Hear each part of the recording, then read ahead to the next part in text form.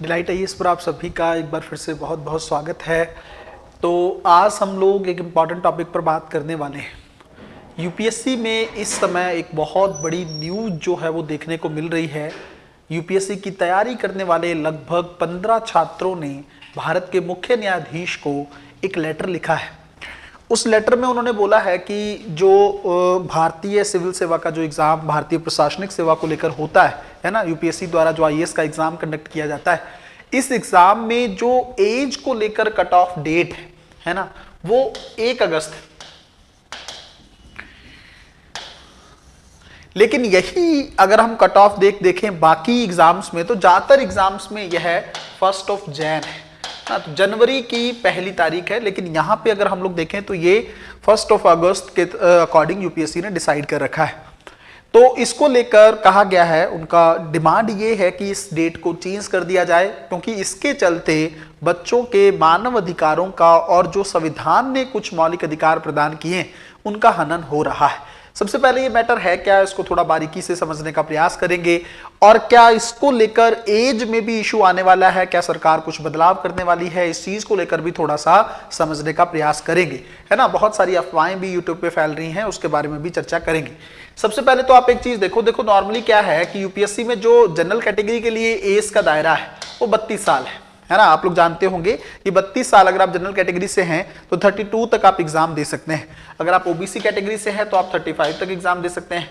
लेकिन अगर आप अदर मतलब एससी या एसटी से हैं तो आपकी एज का जो है छूट आपको वहां पे देखने को मिलती है। दूसरी चीज ये है, अटेम्प्ट यहाँ पे लगभग 6 है और यहाँ पे लगभग 9 अटेम्प्ट है ना। दोनों में आप ये कुछ बेसिक चीजें आप जानते होंगे। अब 32 साल का मतलब ये है यहाँ पे 1 अगस्त का कि अगर मान लीजिए 2024 में आप एग्जाम देने वाले हैं, है ना, 2025 में, तो 2025 में 1 अगस्त को 2025 में आप जो एग्जाम देने वाले हैं उसमें 1 अगस्त तक आप जो हैं 32 साल से कम होने चाहिए। मतलब अगर आपको 2025 का अटेम्प्ट देना है तो 1 अगस्त है ना, 1 अगस्त को लेकर जो 2025 तक इस एज तक आप 32 साल से कम होने चाहिए। अगर आपने ये एज में 32 साल पूरे करनी है और आप क्रॉस कर गए हो तो फिर आप जो है इनएलिजिबल हो जाएंगे, आप एग्जाम नहीं दे सकते हैं अगर आप जनरल कैटेगरी से संबंध रखते हैं, है ना। यही सब छूट जो है वो आपको 3 साल की मिलती है ओबीसी कैटेगरी में। तो ये काफी अच्छी चीजें पहले जो कांग्रेस सरकार जाते टाइम करके चली गई थी, अटेम्प्ट के दायरे भी बढ़ा दिए थे, एज लिमिट भी बढ़ा दी थी, है ना। वर्तमान सरकार चाहती है कि यंग ऑफिसर्स होने चाहिए, इस एज को 32 साल से कम करके 28 किया जाए। ऐसी कुछ संभावनाएं देखने को मिलती हैं। हालांकि होगा या नहीं होगा वो भविष्य के गर्भ में हम लोग उसको देख सकते हैं। अब देखो अब ये जो यूपीएससी एस्पिरेंट हैं जिन्होंने ये याचिका लगाई, उनका कहना ये है कि जैसे 1 अगस्त मतलब पहली बात तो ये है, वो कहते हैं कि समान वर्ष में ही कुछ लोग तो एलिजिबल हो सकते हैं और कुछ लोग जो हैं वो परीक्षा से बाहर हो सकते हैं। कैसे, जैसे मान लो किसी व्यक्ति की अगर जो 1 अगस्त को 2025 में मान लो जिसकी एज जो है 32 साल क्रॉस नहीं की, वो तो एग्जाम दे पाएगा। बट अगर इसी टाइम पीरियड में कोई व्यक्ति मान लो 31 जुलाई में वो कंप्लीट हो गया है ना, 31 जुलाई को उसकी 32 एज जो कंप्लीट हो गई है वो 33वें साल में चला गया है, तो वो एग्जाम नहीं दे सकता है। तो वो कह रहे हैं कि समान अगर वर्ष है, वर्ष तो इक्वली है ना, 2025 है, तो 1 साल में 2 लोग मतलब सेम उनके साथ तो सही नहीं हो रहा है ना। एक व्यक्ति 1 दिन पहले जो है एलिजिबल है, एक व्यक्ति जो है 1 दिन पहले इनएलिजिबल हो जा रहा है, बाहर हो जा रहा है। तो कहीं ना कहीं पे इस चीज को समझने की जरूरत है। इसलिए उन्होंने कहा है कि ये हमारे अनुच्छेद 21 का जो जीवन और स्वतंत्रता का अधिकार जो है उसका उल्लंघन करता है। हमारे साथ यहाँ पर गलत हो रहा है, कानून के समक्ष भी जो है समानता प्रभावित हो रही। ऐसी बहुत सारी बातें जो है यूपीएससी एस्पिरेंट द्वारा रखी गई हैं। हालांकि इसको लेकर एक बात पहले भी है कि एक याचिका जो है वो दायर हुई थी सुप्रीम कोर्ट में आज से लगभग 6-7 महीने पहले। उस याचिका को सुप्रीम कोर्ट ने रद्द कर दिया था और सुप्रीम कोर्ट उस समय ये बोला था कि ये सब चीजें जो हैं यूपीएससी का दायरा या यूपीएससी और सरकार मिलकर डिसाइड करती क्या एज रखनी है, कौन सा कट ऑफ डेट रखनी है, इसमें कोर्ट दखल दे ये काफी ठीक नहीं रहता है। तो अभी क्या कुछ होने वाला है, क्या इसको लेकर कुछ बदलाव आ सकता है? मेरे हिसाब से ऐसी कोई संभावना अभी नहीं। हाँ, यूपीएससी इस बारे में सोच सकती है, क्योंकि देखो बात तो गलत ही है। ये गलत इसलिए है कि आप जब बाकी एग्जाम में 1 जनवरी की डेट है तो उसमें भी रखो ना, क्यों इसको 1 अगस्त कर रखा है? इसका लॉजिक क्या है? तो इसको थोड़ा सा यूपीएससी बदलने के बारे में सोच सकता है, ज्यादा बेटर रहेगा उन बच्चों के लिए और उनके मन में डाउट जो है खत्म हो जाएंगे, फिर उनको इशू नहीं रहेगा इस चीज को लेकर। दूसरी बात ये है कि कई बच्चों में ये अफवाह चल रही है कि क्या सरकार से डिमांड की जा रही है कि एज जो है बढ़ा दी जाए, मतलब 32 से बढ़ाकर 33, 34, 35 कर दी जाए। देखो ये पॉसिबिलिटी अब नहीं है मेरे हिसाब से। अगर आप इस चीज का मन में रख के बैठे हैं तो अभी से निकाल दें। सरकार कम तो कर सकती है, 32 से कम करके हम 30 और 28 पे आ सकते हैं, बट सरकार इसको बढ़ाएगी इसकी संभावना नील है। 33 भी नहीं कर सकती, 35 तो बहुत दूर की बात है। इसका रीजन क्या है? क्योंकि वर्तमान सरकार जो है आपको पता है, और इवन मेरे हिसाब से करना भी नहीं चाहिए, 32 साल बहुत एज है।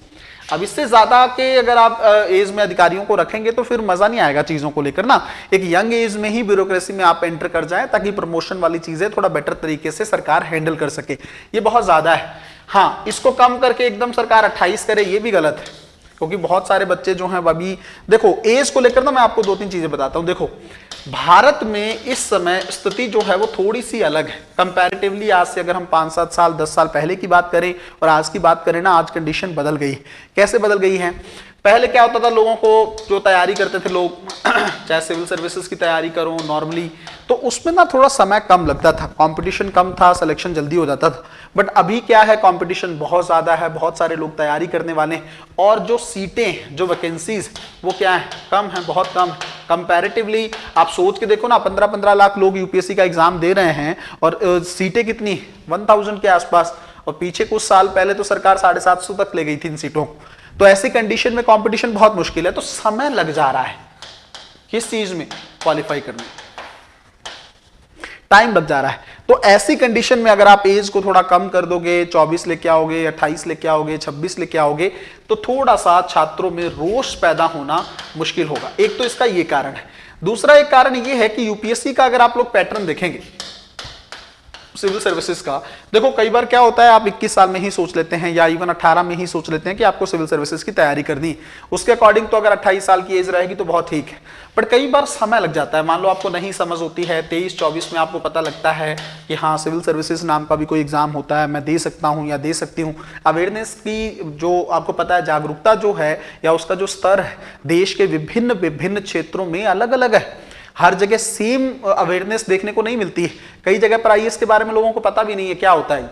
तो ऐसी कंडीशन में मान लो किसी को लेट पता लगा है, 23-24 साल की एज में पता लगा है, तो उसके पास थोड़ी सी तो अपॉर्चुनिटी हो ना कि इस एग्जाम को थोड़ा सा वो भी डील कर सके। अगर थोड़ी एज ज्यादा रहेगी तो वो भी इस एग्जाम को दे पाएगा। दूसरी और सबसे इंपॉर्टेंट बात मुझे एक और भी लगती है कि सिविल सर्विसेज एग्जामिनेशन का पैटर्न जो हम लोग बात कर रहे थे, अभी ये काफी मुश्किल है कंपैरेटिवली। अगर हम पुराने पैटर्न से बात करें, प्रीलिम्स बड़ा इजी होता था, मेंस एग्जामिनेशन में 2 ही ऑप्शनल थे, तो बार बार उसकी तैयारी करके सेकंड थर्ड अटेम्प्ट में आप क्वालिफाई कर सकते थे। अब पैटर्न डिफरेंट हो चुका है, हर साल करंट अफेयर के बहुत सारी चीजें अपडेट होती हैं, है ना, एक ही ऑप्शनल का दायरा बचा है। ऐसी कंडीशन में और हर बार यूपीएससी की अनप्रेडिक्टेबिलिटी का स्तर बढ़ता चला जा रहा है। ऐसी कंडीशन में इस एग्जाम को क्वालिफाई करने के लिए थोड़ा समय चाहिए, और ऐसी सिचुएशन में सरकार को मेरे हिसाब से अभी एज के साथ ज्यादा छेड़खानी नहीं करनी चाहिए, है ना। मिलते हैं अगली वीडियो में, तब तक अपना ध्यान रखें, अपनी पढ़ाई को बहुत अच्छे तरीके से करते रहें। बहुत बहुत धन्यवाद।